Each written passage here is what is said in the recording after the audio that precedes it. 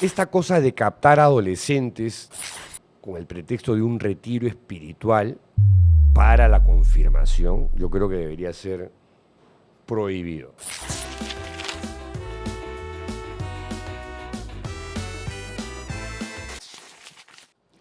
La importancia de la memoria, de conocer la historia, de conocer lo que pasó para evitar que se repita en el futuro. Pensando en esta reflexión, en estos hechos tan trágicos con el sodalicio de vida cristiana, Pedro Salinas ha escrito La verdad nos hizo libres, la historia de abusos y la caída del sodalicio, editado por Debate. Y estamos aquí con Pedro Salinas en Leamos el Podcast en las redes sociales de Latina. Pedro, gracias por acompañarnos para hablar de esta publicación que has hecho, que tú defines ya como la última Y definitiva. y definitiva de todos los títulos que has sacado sobre el sodalicio. Sí, que son demasiados. Gracias por la invitación, Carlos. Sí, no, ya con esto, para mí, cierro un capítulo de mi vida que ha tomado demasiado tiempo, más del que yo hubiese deseado, y ya. Más de Chao. los 7 años que estuviste en el grupo, en el sodalicio. Claro, 7 años vinculados al sodalicio, no sé cuántos años de formateo mental de la secta. Y luego en el 2002, que es la primera publicación que escribo aludiendo al tema, aunque en clave de ficción, pensé que también en clave de humor, pero digamos, yo ahí todavía seguía formateado, año 2002. Yo no escribí esa novela con ánimo de denuncia, ¿no? Mientras que José Enrique Cardó, 2 años antes, ya había salido con una saga de crónicas sobre los abusos psicológicos y físicos dentro de la institución. Y es Mateo 10, esta novelita fallida, que por suerte ya no se encuentra en ningún lado porque está pésima, mal, es una mala novela. Aunque la historia es la historia de un sectario dentro de una organización católica peruana. Fue como una suerte de karma, porque a partir de ahí, familiares, exodálites, comienzan a tomar contacto conmigo para contarme historias que yo no conocía. Pero habían, tú mismo dices, pocos testimonios públicos.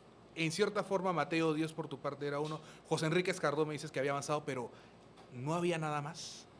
No había nada más. Una de las personas que se me acerca, y lo cuento aquí en La Verdad nos hizo libres, en el año 2002, me acuerdo que en el extinto Donofrio de Miguel Dazo, me convoca el psicoanalista Eduardo Castellumendi, que era ex colegial del Santa María, A quien está dedicado el libro. a por quien cierto. está dedicado el libro, porque en ese 2002 Eo Castellumendi me habla de abusos sexuales de Luis Fernando Figari.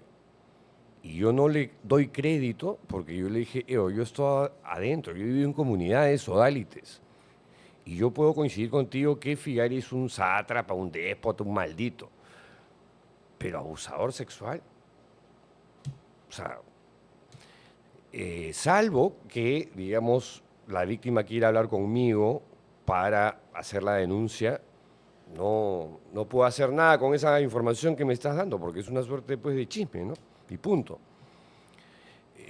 La víctima no estaba preparada para hablar, luego lo hace para mitad monjes, mitad soldados, con el seudónimo de Santiago, y claro, pero ese fue el primer campanazo en el año 2002, que no le di crédito, hasta que me busca Alfonso Figueroa, exodálite de mi época, del grupo de mi hermano, y me cuenta los abusos sexuales que padeció por parte de Germán Doig, que era el número 2, muerto en el 2001, en un proceso de beatificación porque lo querían canonizar, iba a ser el sexto santo del santoral peruano, San Germán Algo Doig. que se conversó en su momento, ¿no? Una campañita para No, llevarlo a los oye, altares. le atribuían milagros, corrían estampas.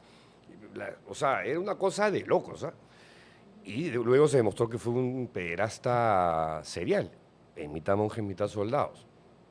Y luego en Sin Noticias de Dios hay más detalles de los abusos, fechas en las que se produjeron, etcétera, ¿no?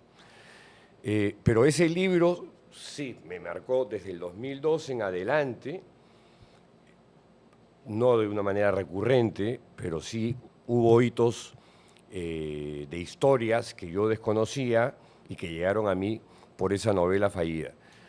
Hasta el año 2010 que me busca La víctima de Germán Doig y ahí inicia esta historia que ha durado para Pau y para mí 15 largos años, ¿no? Con 15. una cacería brutal además. A eso quería llegar, a la cacería, pero también por la reacción interna de la propia iglesia, de personajes que ya conocían. Leyendo el libro me queda clara la aparición de un personaje a quien yo recuerdo en varios documentales hablando de la historia de la iglesia, que es Armando Nieto, que de hecho forma parte de la orden jesuita y que tenía conocimiento, información de todo lo que pasaba. Armandito lo sabía, es el Exacto. capítulo, porque cosas de la vida, Armando Nieto me casó, ¿no? Por religioso, y claro, yo ahí no tenía esa información la recojo luego por la víctima de Figari, por otras personas, por una persona que resultó siendo mi pariente que vivía en Madrid en ese momento, por Ramón Mujica, que también tenía la información, y la frase que transmite Armando Nieto a estas personas es brutal, ¿no? O sea, lo que ha padecido fulano es como las veces que lo clavaron a Jesús en la cruz. Terrible. O sea, imaginarme a Armando Nieto diciendo eso, claro, digamos, para él de repente, pues, él veía en el Sodalicium, porque él fue una suerte de ¿cómo llamarlo?, sponsor, ¿no? Él y Harold Griffiths, que era el cura pituco de la época, y Armando Nieto, que era un historiador reconocido Era el del referente de los Instituto documentales de la Ribagüero. historia de la iglesia, recuerdo, ¿no? Hablando de los orígenes de los jesuitas. Sí, Armando Nieto era un historiador. Sí. Muy serio, muy reputado. Y a la vez sponsor, promotor, porque cuando el Sodalicio no tenía curas, las misas las ofrecían o Armando Nieto o Harold Griffiths o los dos, ¿no? En las capillas en la capilla del Colegio Champañá, donde está ahora la Universidad de Piura. Una capilla que todavía existe, que está en el segundo piso. Ahí entraba todo el Sodalicium en los 80. Sí, no, esa constatación es terrible, porque además yo cada vez que lo he querido entrevistar a Armando Nieto en la radio, cuando está en Antena 1, en CPN, qué sé yo, radios que ya no existen, o para hacer algún tipo de consulta, siempre estaba ahí para atenderme, ¿no? Pero cuando le dejo los mensajes en Fátima, en Miraflores, en la comunidad de los jesuitas, de que estaba iniciando una investigación sobre el Sodalicium y quería hablar con él, Claro. ¿no? Para hablar sobre la historia del Sodalicium, para hablar sobre los abusos. O sea, fue una persecución implacable la mía, porque para mí Armando era clave en la historia, además que me desmienta o que me confirme que ocurrió eso. Nunca quiso contestarme, ¿no? Pero tampoco tuve desmentidos. Entonces conté la historia como aparece ahí. O sea, Armando Nieto lo busqué hasta personalmente en la iglesia de Fátima y nunca más supe de él, además, hasta que falleció, ¿no? Hablando de personajes de la iglesia católica en el Perú en aquel momento, son los años de Juan Luis Cipriani como cardenal, como arzobispo de Lima. Sí, antes estaba Salvador Piñeiro, ¿eh? Claro. Como presidente de la conferencia episcopal, ¿no? Exacto. Claro. Y A Salvador ese nivel, Piñeiro... ¿qué tanto se... Salvador Piñeiro, cuando, por ejemplo, en el año 2007 se destapa a través de la televisión el escándalo del sodálite Daniel Murguía, capturado, infragante, un hotelucho de mala muerte a pocos metros de la Plaza San Martín, tomándole fotos a un niño desnudo de 11 años, el Sodalicio hace toda una gestión de crisis, lo presenta como que ya lo han expulsado y, bueno, termina preso, ¿no? Termina preso 1 año y 7 meses en Lurigancho. Es el único miembro de esa institución que ha purgado cárcel. Cuando ocurre eso, el presidente de la conferencia episcopal era Salvador Piñeiro. Y Salvador Piñeiro no habló nada del pobre niño, ¿no? Habló de pobrecito el sodalicio, donde hay gente tan buena. Y claro, ¿por qué dice eso? Porque cuando Figari, en los momentos aurorales de la institución, cuando entra al Colegio Santa María a enseñar, uno de sus amigos era Salvador Piñeiro. Tan es así que a veces lo llevaba a dar charlas al Colegio Santa María, porque eran íntimos, amigos. Y Piñeiro, desde su posición, siempre defendió al sodalicium, siempre tuvo declaraciones, ¿cómo llamarlas?, medias retorcidas respecto de las víctimas, diciendo, pero si alguien quiere denunciar, siempre está ahí la vía civil. O sea, oye, son víctimas de gente de la iglesia, ¿no? Y la iglesia tiene que responder por esas cosas. Y la iglesia ha respondido a lo largo desde las denuncias de José Enrique Escardó en el año 2000, 25 años, con notas de prensa a partir de la publicación Mitad Monje, Mitad Soldados, que no llegan a 10 notas de prensa. Ese es... Una cifra... Dice la capacidad de respuesta En que tienen, 25 ¿no? años y notitas de prensa, o sea, ¿en serio? O sea, así actúas, o sea, así de indolente eres frente a un cáncer que ha hecho metástasis en tu institución y no conocemos cómo es la situación fuera de Lima, en el resto del país, ¿no? De vez en cuando, una vez a las 500, se conoce un caso, que son casos excepcionales. Tienen que haber más, por supuesto, como hemos visto desde el escándalo que destapó el Boston Globe en el año 2002 en adelante, donde la prensa le puso el foco a este fenómeno. Antes, en el año 97, 2 periodistas norteamericanos hicieron una extraordinaria investigación sobre los abusos de Maciel. Salieron a declarar, no me acuerdo, una decena de víctimas de Maciel, ya personas mayores, y ahí no pasó nada. Juan Pablo II le echó un capote, lo encubrió con todo el poder que tenía en esa época.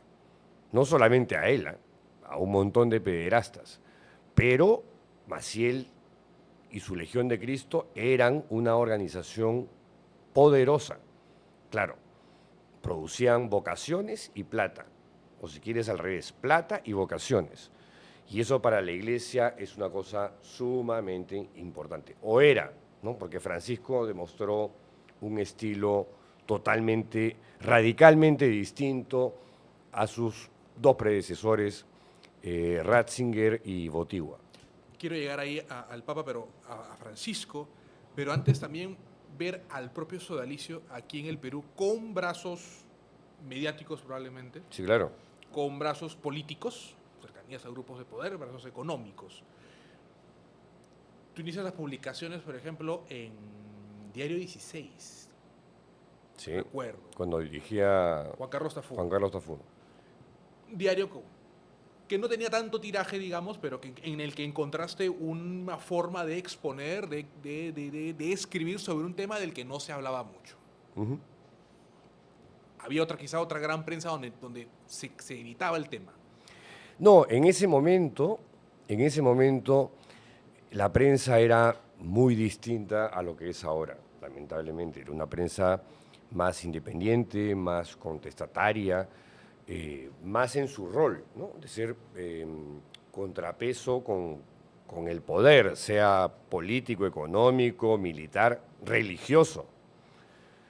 Eso ha cambiado muchísimo. Ahora esos temas ya no se abordan, ¿no? Me sorprende que un diario que se compró el pleito en su momento como El Comercio, hoy por hoy, casos como los del Sodalicio o el de Juan Luis Cipriani son como temas marginales, cuando estamos viendo, no solamente en el Perú, en la prensa internacional, que uno de los legados más importantes del Papa Francisco es la supresión del sodalicio, porque eso no había pasado antes. A los jesuitas se les había expulsado de todas partes, ¿no? Pero no los disolvieron, no los suprimieron. A los templarios los persiguieron y los mataron, ¿no?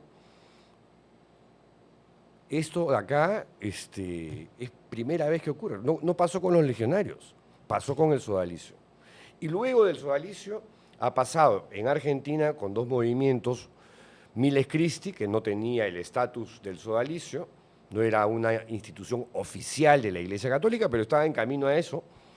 Y el Instituto del Verbo Encarnado, que no ha sido disuelto todavía, pero ya ha sido intervenido por el dicasterio de Sor Simona Brambilla, quien ha jugado un rol sumamente importante en esta historia. No solamente es el Papa, es una mujer la que actúa.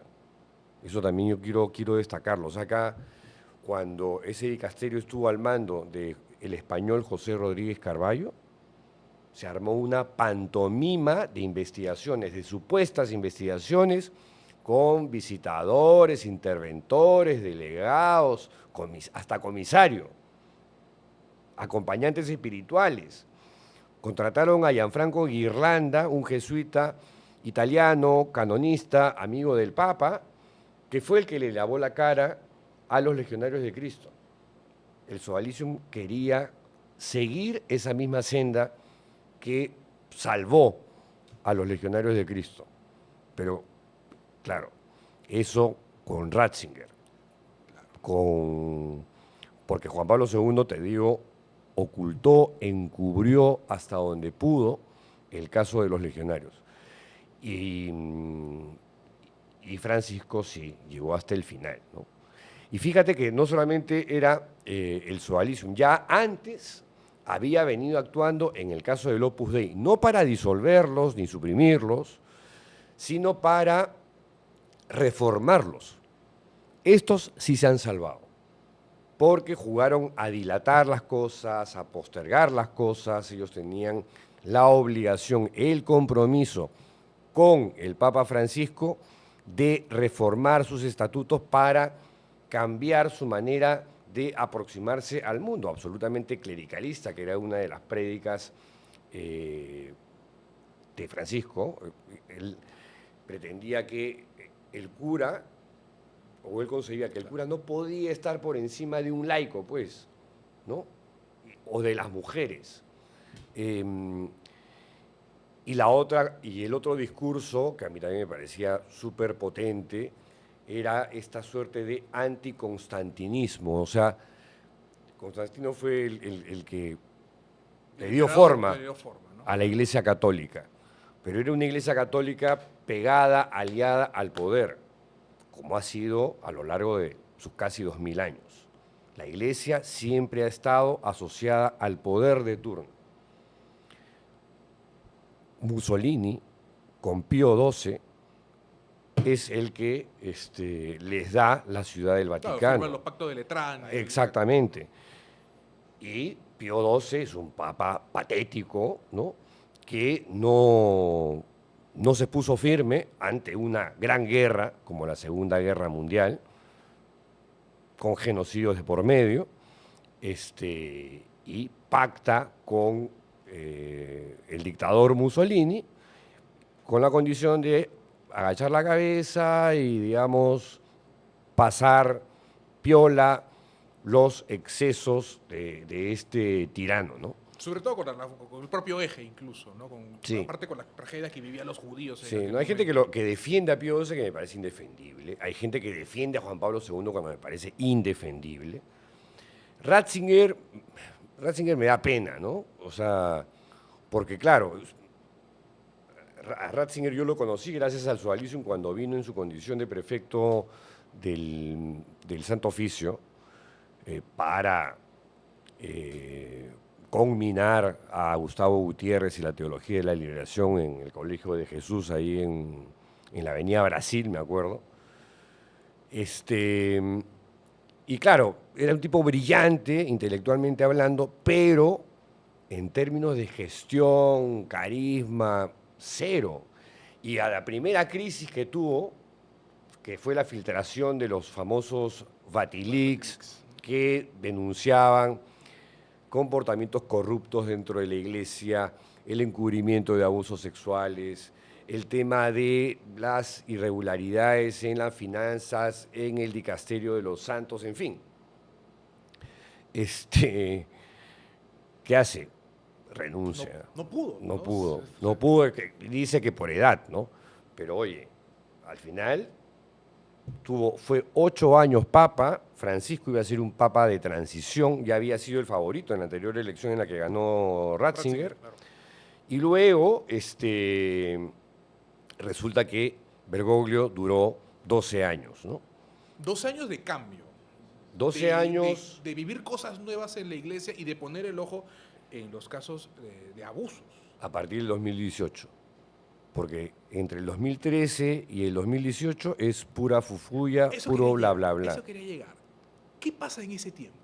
¿Y qué determina este cambio por parte de Bergoglio? Antes, con Juan Pablo II, el tema procuraba obviarse, a pesar de que los escándalos eran gigantescos. Eran gigantescos. Y trataban de reducirlo a un tema, no, esto pasa, pero pasa en los Estados Unidos. Por alguna razón, es un problema de los gringos. Luego viene Ratzinger, que también termina siendo encubridor de algunos pederastas importantes, porque era la manera en la que la iglesia resolvía estos temas, ¿no? Si tú abusaste acá y te ampallaron, yo te saco y te mando a otro lado. Y no aviso que te estoy mandando allá porque has abusado de menores. Claro. Francisco tiene un discurso más enérgico, más frontal, pero no actúa. En el 2014 crea la Comisión para la Tutela de Menores y Adultos Vulnerables. E integra a este comité o comisión a 2 víctimas sexuales, al británico Peter Saunders y a la irlandesa Mary Collins. El primero, Saunders, renuncia, o terminan votándolo porque era un peleón, ¿no? Y criticaba la inoperancia de ese comité. Y él no quería que lo usen en su condición de víctima para lavarle la cara a la Iglesia Católica. Por las mismas razones renuncia al tiempo Mary Collins. Esta comisión, es verdad, se ha reestructurado, la ha presidido el ex arzobispo de Boston, John O'Malley, quien reemplazó al encubridor Bernard Law, que fue salvado de que la justicia americana lo tome del pescuezo, y Juan Pablo II le dio asilo en el Vaticano y encima lo nombra como párroco de la Basílica Santa María la Mayor, que es la más Una de importante. las basílicas de Roma, ¿no? Que es donde lo van a enterrar este sábado a Francisco, curiosamente. Bueno, Bernard Law, que tenía que responder ante la justicia americana, es rescatado por Juan Pablo II, tal cual. Y cuando muere, La misa la preside Francisco. Indulta también a los legionarios de Cristo. O sea, hay una serie de contradicciones en esos primeros 5 años porque a mí lo que me gusta de este Papa es que, a diferencia de los anteriores que se consideraban infalibles en todo, este era un Papa que cuando se equivocaba enmendaba errores. No tenía ningún problema en decir, me he equivocado, metí la pata, perdón, y además voy a actuar, y actuaba. Le ha faltado tiempo, lamentablemente. En vez de Ratzinger, debió ganar probablemente en la elección anterior Jorge Mario Bergoglio. Él empatiza con el fenómeno de los abusos en el 2018, después de la patinadaza de empotrarse con la pared en la visita a Chile y Perú. No por Perú, que Chile. para él fue un paseo, por Chile. Porque en Chile, yo estuve ahí, tuve el privilegio de estar ahí cuando llegó el Papa. Oye, Chile, o Santiago en este caso, estaba como en Lima, en modo Papa. Y lo primero que hizo fue dar un discurso en La Moneda, en el Palacio de Gobierno chileno. La presidenta saliente era Michelle Bachelet, el presidente electo era Sebastián Piñera, estaba toda la clase política chilena, militar, empresarial. Y lo primero que hace, que ya era inusual, estos temas usualmente los papas los dejan hacia el final de su viaje o simplemente no lo abordan. Abordó el tema de los abusos. Porque claro, la prensa global se preguntaba, ¿y por qué escoge Chile y Perú? ¿No? 2 países con 2 pederastas emblemáticos, de 3, que es el primero en realidad, Marcial Maciel, de México. Que cuando fue a México, las víctimas de Maciel le pidieron reunirse a Francisco, se esperaba que Francisco se reuniera con las víctimas de Maciel y no le dio la gana de hacerlo. En Chile y Perú se esperaba algo similar, o sea, pero digamos... Que había un antecedente que no daba optimismo. Exacto, y las víctimas tampoco que lo solicitaron, ¿no? Esperaban que el Papa, digamos, organizara eso a través de sus conferencias episcopales, o que las conferencias episcopales le propusieran eso al Papa. Eso no ocurrió en Chile, no ocurrió en Perú. Y ahí la presidencia episcopal creo que seguía en manos de Piñeiro, todavía no era Cabrejos, ¿no? Cabrejos era el obispo de Trujillo. Y bueno, ocurre que luego de este discurso que a mí me dejó impactado, esto me acuerdo que lo vimos en una organización que se llama la Fundación para la Esperanza. Es una fundación que crearon las víctimas de Caradima, Jimmy Hamilton, José Murillo y Juan Carlos Cruz. Que fue una suerte pues, de cuartel general, digamos, para seguir de cerca la visita del Papa. Y yo escuchaba al Papa y decía, wow, extraordinario discurso. Y claro, yo veía ahí a la distancia, a los pocos metros, a Hamilton, a Cruz y a Murillo con unas caras de pocos amigos, como diciendo que no le creían nada, ¿no? Pero yo, en mi fuero interno, decía, gran discurso. Me saco el sombrero. ¿Dónde la embarra? Siguiente acto, misa en el Parque O'Higgins. Una cosa multitudinaria. Pero ¿qué ocurre ahí? Esa misa la concelebra con los 4 obispos de Fernando Caradima. Uno de ellos, Juan Barros, obispo de Osorno, que había sido señalado por varias víctimas de Caradima de haber presenciado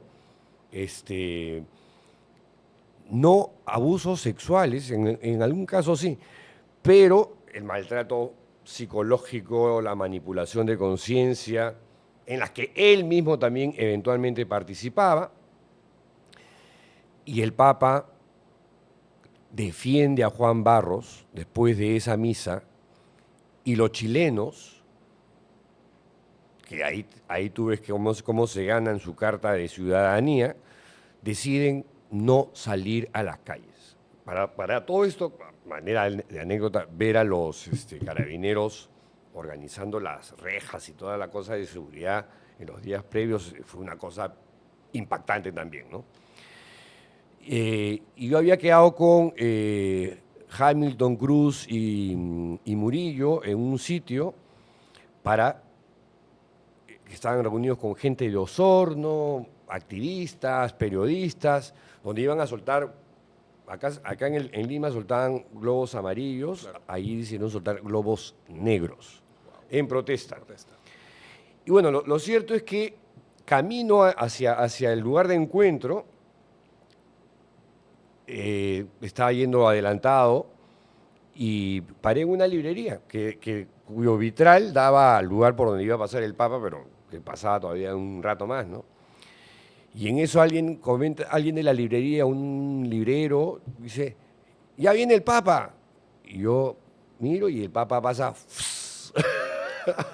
a 40 kilómetros Claro. por hora, ¿no? Que usualmente el papamóvil va un poquito más Va lento, despacio va para lento a saludar. Claro. No había nadie. No había nadie en las calles. Que esa fue la imagen final que dejó la visita. Bueno, pues, ¿no? Iquique, donde hay una toma de un dron, donde creo que fueron 5.000 personas y separadas 50.000, algo así.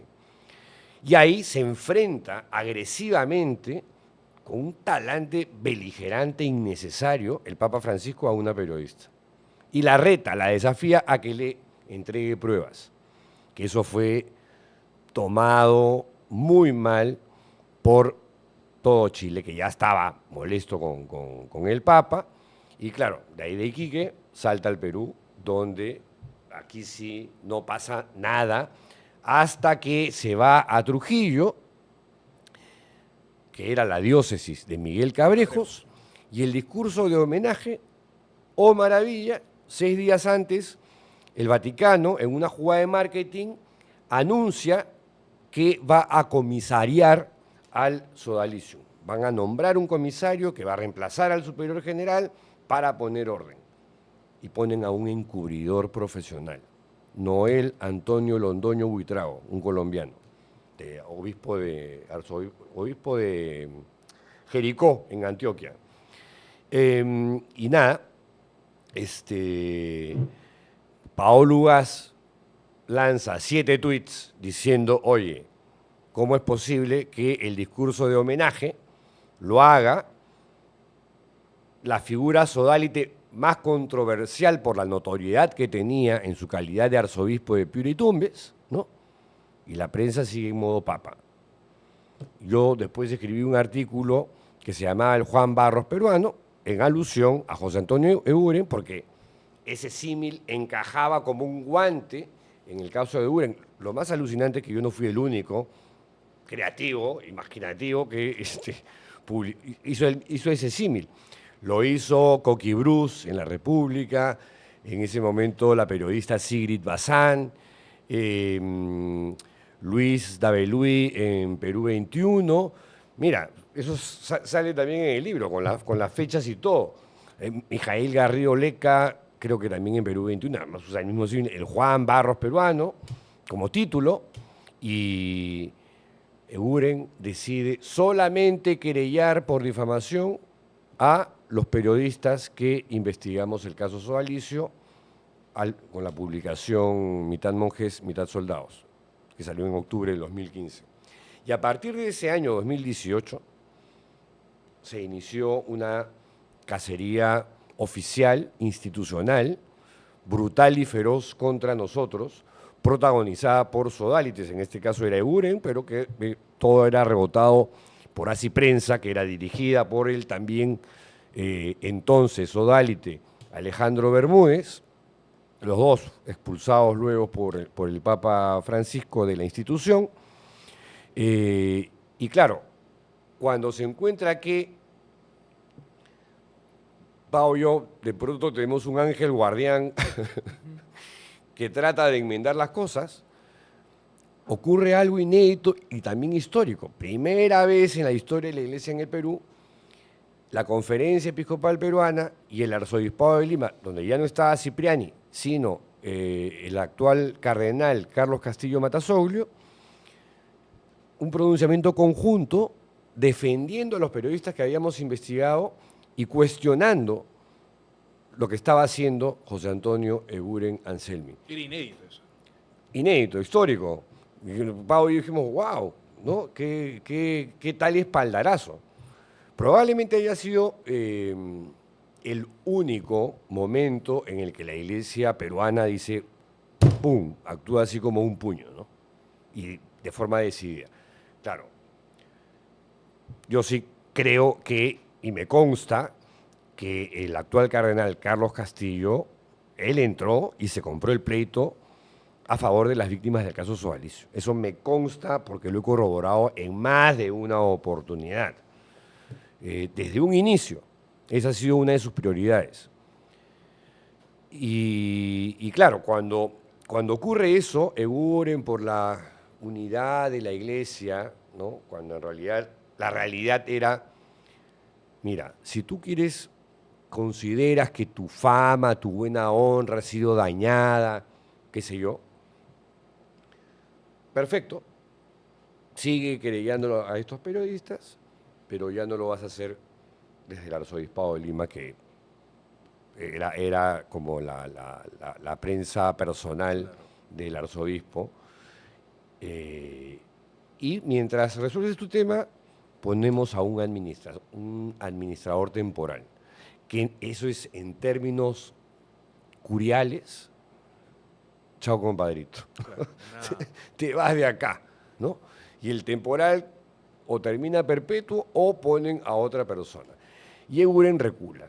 Eguren recula, se desiste, la condena se extingue, porque yo obviamente iba a apelar y en la Suprema le ganaba de todas maneras, ¿no? O sea, no tenía ni pies ni cabeza ese absurdo, y esta supuesta sensibilidad, hipersensibilidad de Eguren. O sea, si vas a ser una figura pública, te tienes que exponer a la crítica. Yo no lo estaba difamando con ese símil.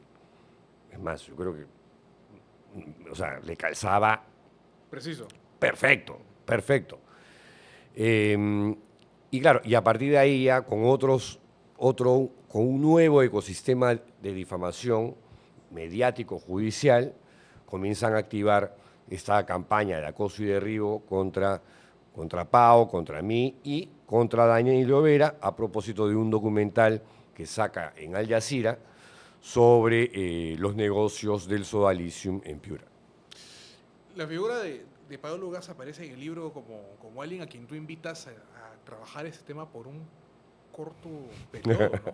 4 meses. 4 meses. 4 meses que terminaron extendiéndose años y años Al infinito y más allá. y con tantos líos judiciales de promedio. Sí, terminó siendo una víctima lamentablemente, ¿no? Desde luego. Quiero ya entrando con el rol de la misma Paola y también con algo en lo que estuvo el propio José Enrique Escardó, lo que es la llegada al propio Papa Francisco, el acercamiento con él, que él los reciba. Eso empieza a darse, bueno, el 2018 es importante porque ocurren dos cosas. Ocurre, por un lado, que por esas cosas fortuitas, Rosa María Palacios recibe o conoce el caso de una víctima sexual de Juan Luis Cipriani, que no había denunciado a través de la iglesia porque el tribunal eclesiástico, que supuestamente era la vía para hacer este tipo de gestiones, era presidido por el sacerdote Víctor Guapaya Quispe, de la familia espiritual del Opus Dei, estaba integrado, entre otros, por Luis Gaspar, otro cura de la familia espiritual del Opus Dei, y el moderador del tribunal eclesiástico era el arzobispo de Lima, Juan Luis Cipriani. Entonces, ese camino era terreno minado, territorio comanche para la víctima de Cipriani. Y claro, ya el padre Jorge o el Papa Francisco ya comienza a rectificar rumbos en términos de lo que tenía que hacer en materia de lucha contra la pederastia religiosa católica. Es un momento en el que Juan Carlos Cruz comienza a tener una relación más que amical, filial con el Papa. El Papa prácticamente lo adopta, ¿no? Como un hijo. Y, y gracias a esa cercanía que logra Juan Carlos, con el que ya teníamos contactos nosotros desde el año 2010, además cuando empieza el caso, la investigación de Mitad Monjes, Mitad Soldados, explotaba en Chile el caso de Fernando Caradima. Era, de verdad que era una cosa tras otra hasta el día de hoy. Es como una cosa vertiginosa, como un remolino que no para. Y, y bueno, pasa eso, Rosa María contacta conmigo, me pregunta si había recibido alguna denuncia sobre Cipriani. Habíamos recibido un montón de organizaciones religiosas, de todos los pelajes, pero sí hubo una que me interesó, que me llegó por 2 vías, que era contra Juan Luis Cipriani. Resultó que era la misma persona de la que hablábamos y buscamos cuál es el mejor camino para ayudar a esta persona. Y se nos ocurre que esa vía, esa puerta, esa rendija, podía abrirse con la intercesión o la intervención de Juan Carlos Cruz. Y así lo hacemos. Creo que pongo hasta la fecha en la que la víctima, a quien llamo David, firma su testimonio y yo se lo hago llegar a Juan Carlos, obviamente lo leí, Juan Carlos también, y llegó a manos del Papa. Por eso es que el Papa ha tenido meses para escoger con lupa al reemplazante de Cipriani en el arzobispado de Lima, porque recordemos que usualmente el arzobispo de Lima es escogido entre los obispos del Perú, que son como 50, o los pocos arzobispos que tiene también, que no sé si lleguen a 5. Y Castillo vino de era una un, parroquia era un del curita Lima, de ¿no? parroquia, De San era un Lázaro. curita de parroquia, brillante, ¿no? Discípulo de Gustavo Gutiérrez. Tuvo una carrera académica también. Sí, ¿no? sí, sí, sí, no, Carlos Castillo es un tipo brillante, ilustrado, culto. Y bueno, pasa eso y pasa lo de Euren contra nosotros. Y entonces el Papa dice, ¿qué cosa está pasando en el Perú? ¿No? Algo está pasando en el Perú. Chile y luego Perú. Y en el 2019, en el marco de la cumbre antipederastia, un grupo de activistas me invita. Yo acepto parcialmente la invitación porque yo suponía que iba a tener una... Ellos tenían una agenda de cosas de activistas, ¿no? En las que yo no quería participar. Entonces, les acepté la invitación, pero yo todo lo demás me lo banqué yo mismo, con mi plata. Y hice bien porque, claro, conocí a Scicluna, que había actuado, me olvidé de comentar eso, el Papa, cómo reacciona luego de que se reúne con las víctimas de Caradima en Santa Marta, en su casa, durante varios días, y escucha a cada uno por separado y en conjunto, formando la famosa misión Scicluna Bertomeu, que actúa en Chile y que genera la decisión del Papa de pedirle la dimisión a la totalidad de los obispos chilenos. Eso fue el primer golpe histórico de Francisco en la lucha contra la pederastia clerical. Que eso es remecer a toda la... Mira, o sea, olvídate, porque, claro, miren, miren lo que está pasando en Chile. ¿Es esto verdad? O sea, décadas de inacción y de pronto un terremoto de 10 grados en la escala de Richter en Chile. Enfrentarte a todas las A cabezas todos, de la iglesia todos, chilena. todos. Y varios eran amigos cercanos del Papa, como Errázuriz, que había sido arzobispo de Santiago. En fin, eso había pasado en Chile, o estaba pasando en Chile. Y en el 2019, en la cumbre antipederastia, Scicluna le pide a Juan Carlos Cruz que invite a 12 personas en una reunión precumbre, todos víctimas sexuales menos yo, ¿no? Y yo decía que, o sea, gracias, o sea, para mí era un privilegio estar ahí, al costado además de Scicluna. Y claro, yo estaba ahí porque había sido miembro de la secta y había pues, recibido todo tipo de maltratos, abusos, me destrozaron la relación con mi padre, en fin. Había sido uno de los periodistas que había hecho la investigación sobre el caso Sodalicio y además estábamos siendo perseguidos, casados judicialmente, por un connotado miembro del Sodalicio. Por eso estaba ahí. Y porque me lo dijeron. Me lo dijeron dos de los organizadores de ese evento. Y bueno, en paralelo conozco a Jordi Bertomeu, que reitero, junto con Scicluna, ya habían actuado de una manera eficaz en Chile. Esa investigación les tomó 3 meses, ¿no? Scicluna me hizo notar que conocía el caso Sodalicio, pero me dijo, hay 2 oficiales en el dicasterio que lo conocen mejor que yo. Uno era Bertomeu.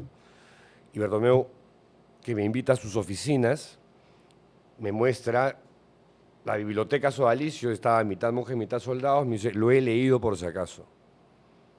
Y 2 libritos una recopilación de artículos de opiniones mías sobre el caso que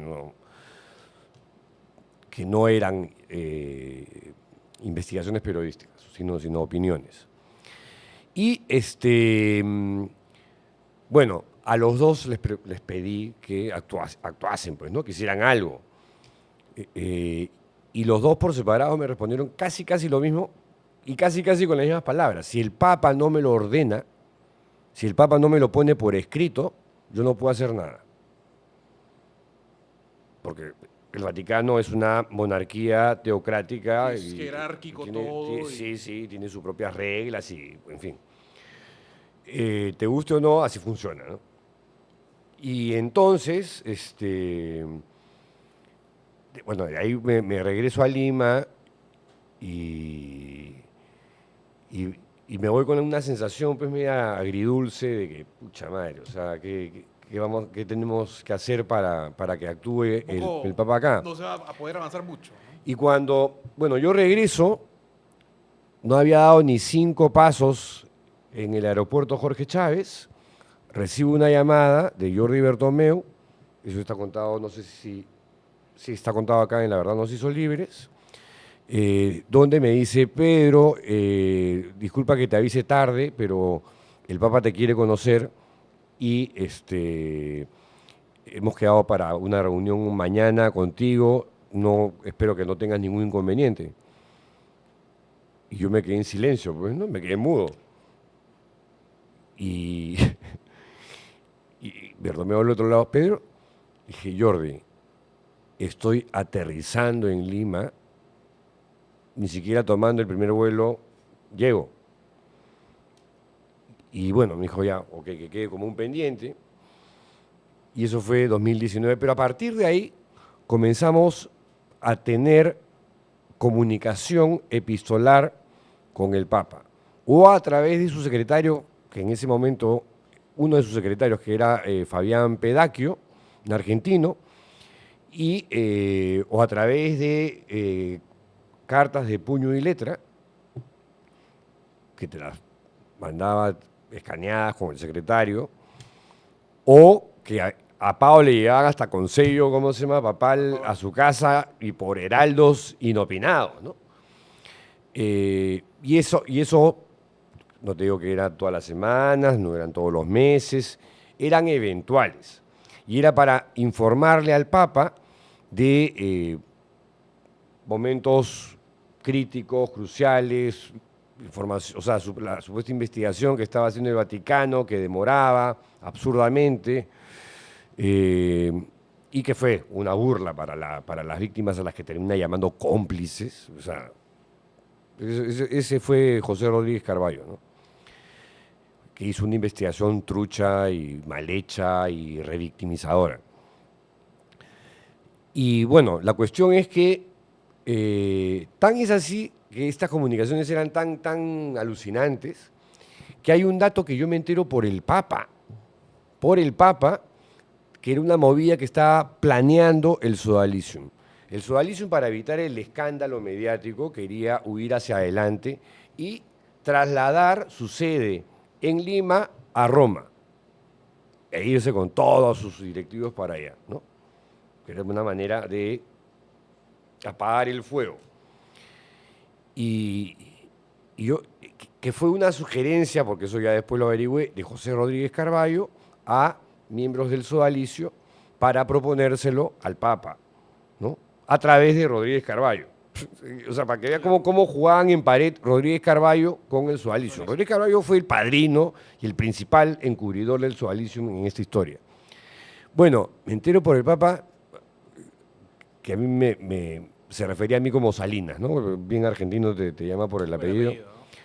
Me dice, o hermano, ¿no? ¿Sabe lo que me han pedido? Querían trasladar su sede a Roma. Y yo les he dicho que no. Hasta que todos, y me lo pone así en grande, todas las víctimas tengan algún tipo de justicia. Dije, que era un datazo, ¿no? Periodísticamente hablando, era un datazo. Todo eso también está relatado en el libro.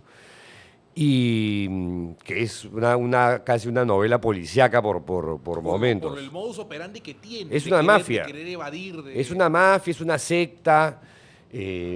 Hackean comunicaciones. Esa historia de hackeo de las comunicaciones a mí me pareció impresionante. Porque no era que lo hacía uno a escondidas y conocían 3 o 4. No, pasaba por el Consejo Superior, que era la máxima instancia de gobierno del sodalicio, y por supuesto llegaba a manos de Figari también, pero pasaba por el Consejo Superior. O sea, todos estaban implicados. Todos los que asumían cargos de autoridad han tenido algún tipo de responsabilidad o corresponsabilidad en encubrimientos o en la participación de estos actos absolutamente criminales, que la justicia peruana, por cierto, archivó hace pocos meses. Después de 9 años de litigio, en la que 6 denunciantes, 6 exodálites, demandamos a Figari, Eguren, Bertel, Levalli, entre otros, casi una decena de sodálites por este tipo de crímenes. Asociación ilícita para delinquir, lesiones graves, psicológicas y físicas, y secuestro mental, que era algo difícil de probar, pero queríamos sentar un precedente por ese lado, porque las sectas tienen un efecto pernicioso, tóxico y destructivo en los seres humanos. Que es una figura curiosa, ¿no? Secuestro mental, usualmente asocias el secuestro pues con otro tipo de actitud, claro, rapto, que te amarran a la silla, te amordazan y estás en un lugar físico, claro. No, acá esta cosa de captar adolescentes con el pretexto de un retiro espiritual para la confirmación, yo creo que debería ser prohibido. Porque es un pretexto, una justificación para la captación de menores en este tipo de organizaciones sectarias y tóxicas para la gente. Porque ahí lo que hacen es, te lavan el cerebro, te formatean mentalmente, te alejan de tu familia, te hacen odiar a tus padres. Y al principio todas las sectas son increíbles, de simpáticas, de fascinantes, de interesantes y qué sé yo, ¿no? Además eres un chiquillo que conoce gente algo mayor que tú y se presentan como modelos de vida, como referentes, que son más agudos y pendejos que tú.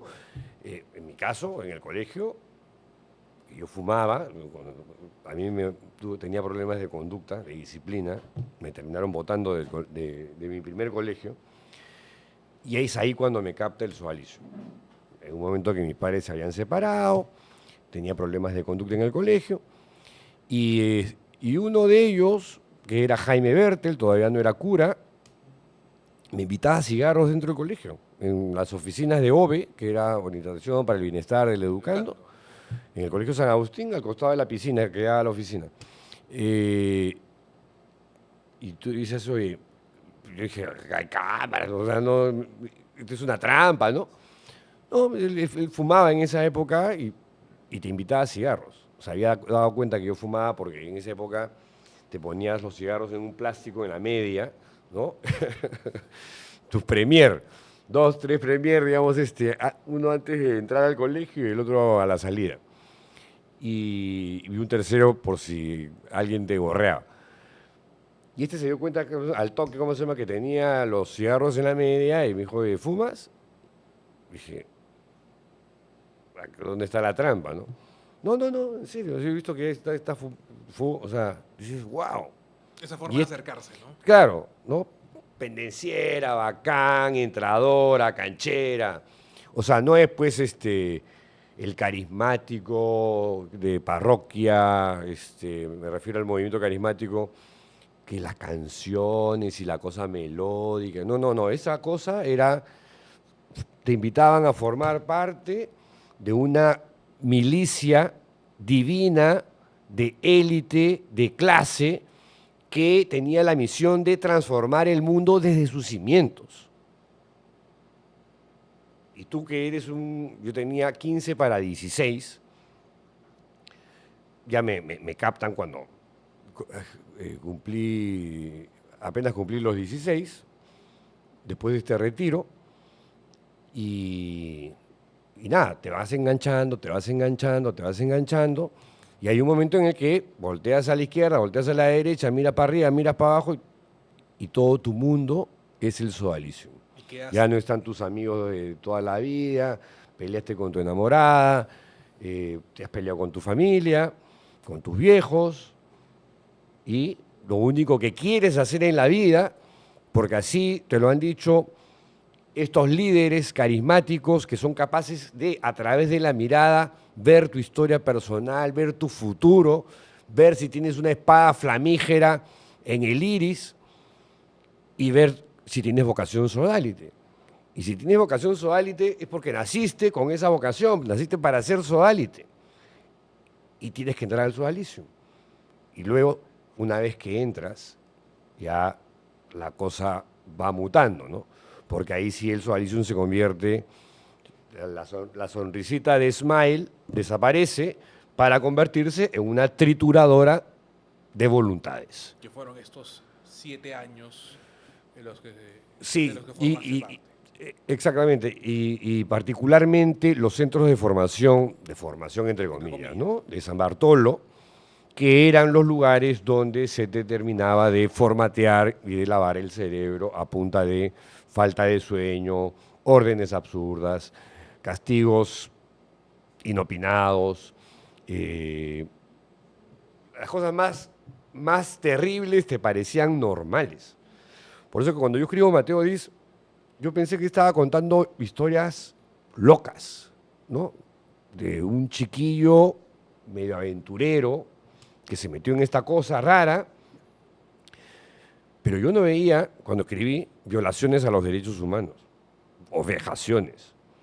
Yo me entero de eso cuando lanzo Mateo 10 en el Equeco de Barranco, ya también desaparecido, y Toño Cisneros, el poeta, el recordado Toño, en la presentación decía, esta es la historia,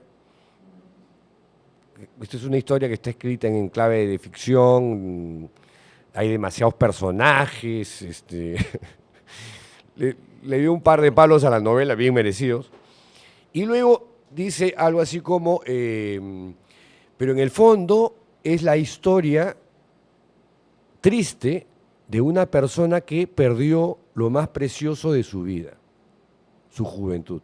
O le robaron lo más precioso de su vida, su juventud. Y dije, ¿en qué parte de la novela está eso? Porque yo Pero, no recuerdo haber dicho eso. claro, ahora, pero leyendo La verdad nos hizo libres, hay también una reflexión personal tuya de todo lo que pasó en tu vida familiar a partir del sodalicio, pero también a partir de la investigación que realizas sobre el sodalicio, la relación con tu padre. Ujú.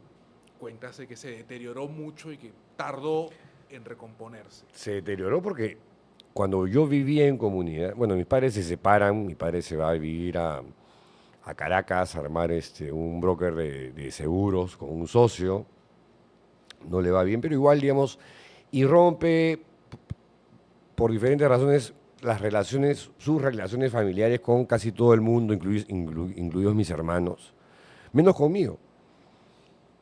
Conmigo era así por casi una cosa, una norma no escrita, entre él y yo, nos escribíamos religiosamente una vez al mes una carta larga. Esa costumbre la mantuvimos durante años, hasta que yo entro a San Bartolo. Y de pronto dejo de recibir las cartas de mi viejo. Y yo le seguía escribiendo. Y se las daba a un sodalite para que las llevara al correo, ¿no? Que era el formador, Beto Gasso, que fue el tercer cura del sodalicio, ordenado por el Papa y está pasando piola, ¿no? Porque ya lo han denunciado de abusos también. Y Beto Gasso llegaba así como el cartero. Carlos ha recibido carta de tu tío Felipe y recibías el sobre abierto. O sea, no abierto solapamente, con vapor, no, abierto ¡plá! A la mala, ¿no? O sea, revisaban todas las correspondencias. Todo. Y como tú ya estabas acostumbrado a acatar órdenes absurdas desde que te levantabas hasta que te acostabas, cuando te acostabas, si te dejaban, normalizabas estas cosas que eran violaciones a los derechos humanos, a tu correspondencia. A tu intimidad. A tu intimidad, correctamente. Y bueno, uno de los, ya se llaman correcciones fraternas o introspecciones, o entrarle a alguien y que eran unos bullings con una manipulación psicológica terrible, y en una que me toca a mí, dirigida por el propio Luis Fernando Figari, que empezó a la hora del almuerzo y terminó, no tengo noción de lo que duró eso, pero duró horas. Duró horas, o sea, empezó a la hora del almuerzo de día y terminó muy tarde de noche. Y en esta filípica lapidaria de Figari contra mí, contra mi familia, particularmente contra mi viejo, comenzó: tu viejo te odia, me mandó a la terraza a gritar improperios contra mi padre, que ahorita solo recordarlos la imagen es chocante. Y hay un momento en el que me suelta, como Figari supuestamente tenía poderes sobrenaturales, ¿no? Y todo lo que decía él lo asumías como que pues, son verdades de apuño. Mira, tan es así que tu viejo no te quiere, que ya no te escribe. Y yo no me pregunté cómo sabe él que no me escribe. O sea, yo simplemente, mi reflexión fue, efectivamente ya no me escribe. Tiene razón Luis Fernando. Creo que ese día, porque ya esta cosa venía desde antes, ¿no? Pero creo que a partir de ese día es que empieza un odio acerado, ilógico, irracional hacia mi padre. Por nada. Cuando me llaman del consulado de Caracas, de Venezuela, años después, cuando mi padre está con un cáncer terminal, fíjate, mis hermanos vivían en ese momento en Guatemala, casi decido no ir, porque el formateo y el odio hacia mi padre duró un buen rato. Y cuando voy y nos confrontamos y lloramos en el reencuentro, sale este tema. Dice, Cholo, yo nunca entendí hasta ahora por qué dejaste de escribirme. Y yo le dije, papá, el que dejó de escribirme fuiste tú. Me dice, Cholo, yo te escribía todos los meses desde que me fui. Y le dije, y claro, y ahí, plin, cayó la ficha, ¿no? Todas esas cartas fueron intervenidas. Fueron Ha llegado a y- calcular probablemente y quemadas. cuánto tiempo de... Fue un año, ¿no? Un año de O correspondencia sea, perdida. fue un año, todo el año de San Bartolo, bueno, y el año que estuve en Arequipa, 2 años, perdón, 2 años. 2 años completos y ya que simplemente ratificaban pues la hipótesis de Luis Fernando. Y era la forma como te manipulaban estos malditos. Y el sodalicio Y te te destruyó la relación con tu padre. Por supuesto, por supuesto.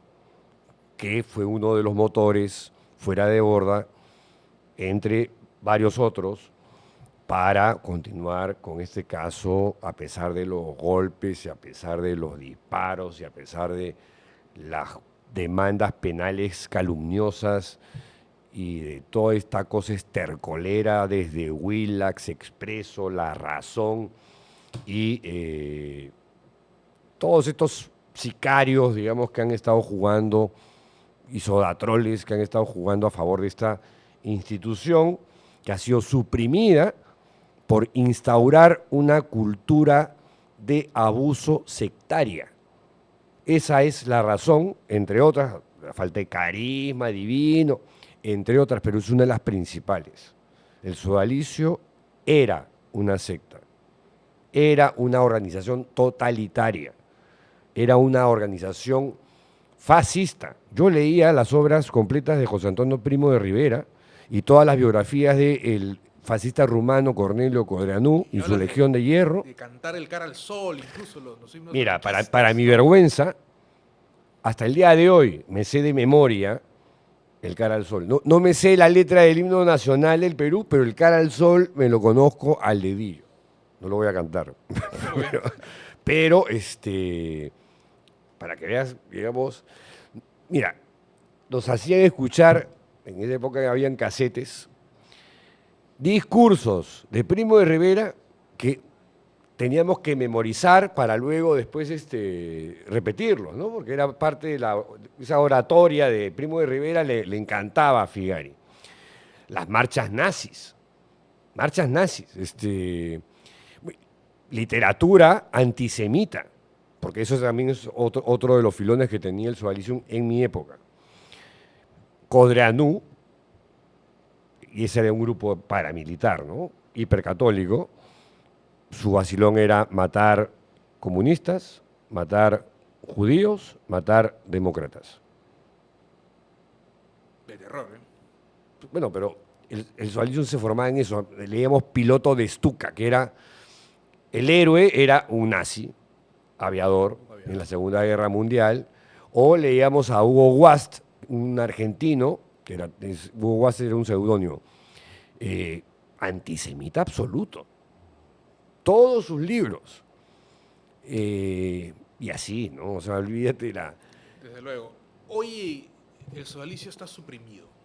O sea, ya no existe. Ya no existe. Ni existirá, a pesar de ellos. Pero ¿cuál es lo que queda pendiente? Porque siempre hay algo que queda por... Bueno, queda pendiente la liquidación de los bienes para reparar a las víctimas, tarea que le corresponde al comisario designado por Sor Simona Brambila con la ratificación del Papa Francisco, que es Jordi Bertomeu, la bestia negra del Sodalicium contra el que están emprendiendo las mismas campañas asquerosas y nauseabundas que utilizaron contra Paolo Ugaz, Danilo Vera y contra mí, las mismas. Hasta le han abierto un proceso en una fiscalía en Jesús María. Increíble. Increíble. Bueno, pero esas cosas hace el Sodalicium. Piensa que si funciona en el Perú, funciona en todas partes. Y también le han clavado otra ante la Rota Romana, que es el Poder Judicial en el Vaticano.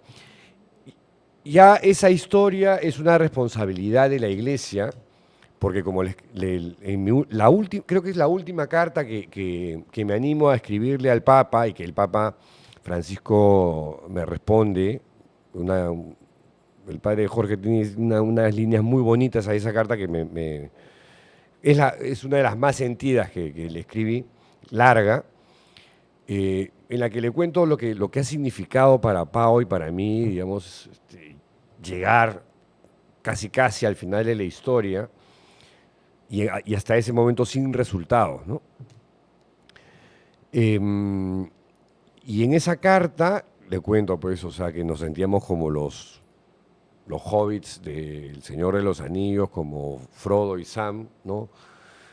Llegando al volcán de Mordor para tirar el puñetero anillo a la lava y que acabe la historia, ¿no? Porque de verdad ha sido demasiado larga, demasiado extenuante, ha impactado en todos los ámbitos de nuestras vidas. No voy a mentir que en más de una oportunidad he pensado, ha pasado por mi cabeza, pucha madre, voy a tirar la toalla, ¿no?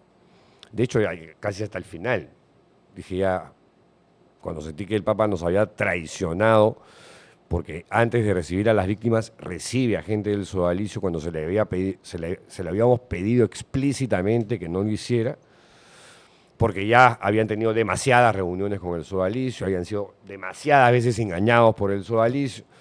Entonces, lo que sigue es que reciba a las víctimas, ¿no? Y no, recibe a gente del sodalicio, o vinculada al sodalicio. Y ahí dije ya, ¿saben qué? Hasta aquí nomás. Hasta aquí nomás. Chao historia, fríense. Ya, Pau y yo, bueno, Pau sí. Pau es increíble la resiliencia que ha exhibido y demostrado en esta historia, donde también ha habido muchísima misoginia, ¿no? Los ataques contra ella han sido ataques contra su cuerpo, o sea, de una asquerosidad. Philip Butters el principal, ¿no? En fin, o sea, de verdad que hemos visto la miseria humana en todo su esplendor. Y bueno, también nos ha permitido identificar a quién es quién en este país, ¿no? En todos los ámbitos también, en la política, en el sistema judicial, fiscal, en la Iglesia Católica, en el periodismo, etc. Pedro, te vuelvo a felicitar por la publicación de La verdad no se hizo el libro. Ese es un libro muy sentido, un relato personal. Es una bitácora de guerra Una también, bitácora ¿no? de guerra, la definen también así. Y un libro, creo yo, para hacer memoria, para evitar que esto se repita, para que quede en los pasajes de nuestra historia, saber lo que ocurrió con una organización así y tomar conciencia de cuánto puede terminar configurándose para defenderla, para encubrirla, y también conocer a las personas que se sumaron en apoyo de las víctimas, que le dieron una voz, que las buscaron, que esperaron el tiempo que una víctima necesita para procesar su caso y finalmente poder llegar hasta los altos estamentos de la iglesia, como fue el caso Donde hemos conocido gente extraordinaria, gente realmente de una calidad humana, de una solidaridad, de una empatía que ha tumbado un montón de mis prejuicios que tenía sobre la iglesia en su conjunto. Porque te sigues declarando agnóstico. Sigo siendo agnóstico, sí. Como Javier Cercas, después del libro que ha escrito, se sigue considerando más ateo y más anticlerical que nunca. Sin embargo, la figura, la percepción con la que él se ha quedado del Papa Francisco y de otra gente de la Iglesia, le ha abierto la cabeza para ver un mundo en el que no todo es malo y al contrario, hay gente buenísima, comprometida con ideales en los que cree y que hay que respetar y que son corajudas y valientes y tratan de predicar y encarnar en su vida diaria al Cristo, al Jesús de los evangelios.